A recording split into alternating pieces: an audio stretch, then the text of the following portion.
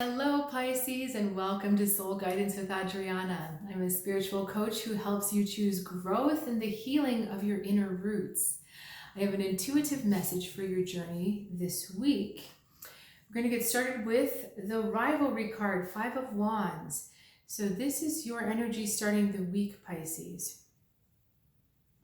Okay. So we're at a bit of a balance point here where you're not pushing forward, but you're also not pulling back. You kind of feel like you've got your energy and your handle on the situation it's like under control, okay? But again, we're in a little bit of this, when I say it's a gentle deadlock, where you're not moving forward, you're not being pulled back, but again, you're really not pushing forward, we're just kind of staying in the middle. My guides are also saying the word stage to me. And so I want to say there's like a staged element to some of what you see yourself involved in. So it may look to other people that you're kind of fighting or trying to gain purchase, but inside you feel actually, no, I've got everything under control. There's kind of this inward-outward thing going on. And if you have it in a Cancer influence in your chart, I suggest you check out the Cancer reading because they had a similar theme going on. All right, let's look at beneficial energy, Daughter of Roots, lovely card. Energy that works against you, anguish, Nine of Swords. Okay. So curiosity and investigation, and I'm really drawn to the woodpecker. Okay. Let me just get in here for a second. We're looking at new rhythms, but we're also looking at the strength of the crown chakra, the hard-headedness. So this is really interesting because these two kind of tie together. When you think of a woodpecker, they are literally ramming their heads into very hard surfaces, and they have actually evolved as birds to have this really, really thick skull, like an abnormally thick skull, because they had to have something that can withstand the impact. I mean, they're literally headbanging. they're really the hardcore heavy metal of the bird world. It's funny, never thought of it that way before. So we're talking about the strength of your divine connection, the strength of the crown, and also to some extent the third eye. Okay, you want to be making sure that's very strong, and I think this is why we look at the stage, because when you are operating on your intuition and that's really, really solid, sometimes it looks to the outside that you're struggling or you're doing the wrong thing, you know, but all you need to know is that you're staying very, very, very, very focused up here, not getting into your analysis too much. At the same time though, we have this bear cub, which is reminding you to stay grounded and to keep your feet on the ground and to pay even a little bit more attention to what's going on around you, to learn a bit more from the environment rather than being up here in that kind of more expansive crown chakra way. Yes, you want to protect that. There's also a double message of keeping grounded, because actually, you know, you can't be grounded. No, back up.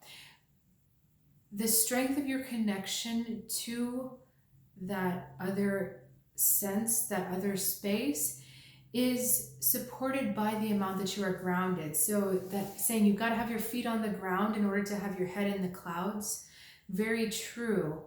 The root chakra and the crown chakra work together. So if the root chakra isn't stabilized and grounded, then the crown chakra can actually be too open and imbalanced. And the woodpecker, his head is red. So even though it's the crown, it's got the color of the root chakra. So you see how they're playing with those two chakras with you right now. Okay, Nine of Swords, pretty self-explanatory. To not get lost in past grief. I'm really not sure why that's coming up for you at this moment, so let me get a little more information here. Okay, tell me middle too. Okay, Son of Roots and the Guile card. We have the Daughter of Roots over here. it feels like this was a bit of a false depth, that you thought maybe either a relationship was going to be deep or a project was going to be deep. There was something you expected to be a lasting, beneficial, deep, involving relationship. It's a person. I'm feeling more strongly than it is a project. That you expected them to be deeper or more generous or more, I'm going to say humane than they actually were. And this person just wasn't there. You've got a little bit in that energy field. I'm not understanding right now how it's relating to these other cards. Okay, it's part of the reason for that imbalance between the crown and the root. There's so much energy up in the crown because we're wanting to escape the reality of the root, the reality of the earthly plane of what happened. It's much easier to just hang out up here, you know, in this cosmic sense of oneness, in that divine love. It's so much easier to hang out here than it is to deal with the reality of the betrayal and the pain you felt down here. Okay, now what we're really looking at is to release that grief and to release the fear of the grief, because that experience taught you to be more in your body, to be more on the earth, to be more in the feet, and to not have the wool pulled over your eyes. So even though it was painful, it was very much a growth experience for you. And it was very much an experience that made you tougher. Okay? I'm still not clear on why that's in your... Okay, because it's affecting the way your energy is now. All right, okay. I got it. All right, so in order to be at home, both in the body, on the physical plane, as well as out there in the cosmos, we need to let this grief go. It needs to just be gone, okay? It already happened.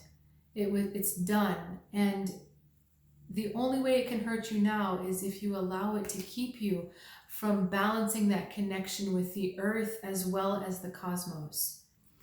All right, I want to get one more card. Actually, we didn't continue your message, so let's continue your message. Vantage, 3, and equilibrium. Okay, so know that in the big picture, everything stays balanced. You know, again, we've got some creative energy going on here, but again, it's supported by the roots.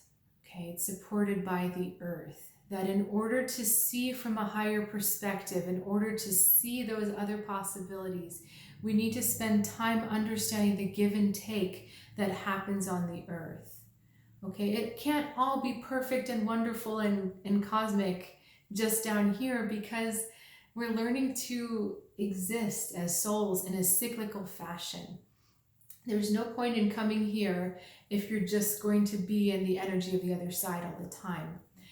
And what I mean by that is when you try to escape the earth plane, okay, it's so easy to just flip back up into that connection to the other side.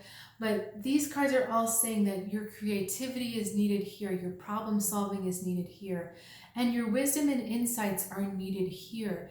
So it's very important that you balance the two, that you bring the equilibrium of the earth and sky, heaven and earth, divine and mundane, that you bring that all together and you allow it to harmonize into one cycle. And actually, you see the DNA? You see this DNA helix? That you actually allow it to become part of your being. All right, Pisces, thank you so much for sharing your time and your energy with me. Do really enjoy doing these readings, and if you're curious about going to even the next step beyond that, I do offer one-on-ones as well as deeper soul guidance sessions if that's something you're interested in. You can learn more on soulguidancewithadriana.com, and I look forward to talking with you soon. Have a good one.